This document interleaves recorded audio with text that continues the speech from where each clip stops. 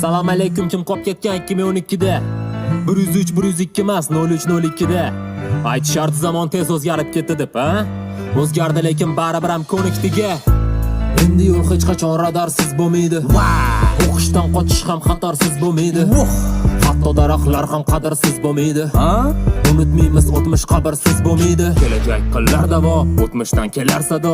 Yangi so'zlar kirib keldi, trader, ambassador, motivator, aytishnik, chat GPT, intellekt. Oldin SMS bo'lardi, hozir esa bu direkt. Hech qanaqa dastavka va hech qanaqa uzum tezkor. Tezkor faqat tez yordam va prosta nomi edi tezkor. Ishkal bo'lsa tez bilardi, mahalla komitet bor. Hozir esa internetda bilardi O'zbekiston. Ruchka yozmay qoldi, bolla kimda pasta bor degan savol bo'lardi. Bu hayotda kimni esida bor? Manda bor. Zamon farqini yana kimlar ayta olarkin? Kimdan chiqqan kasallik patiska tasha qaytararkan?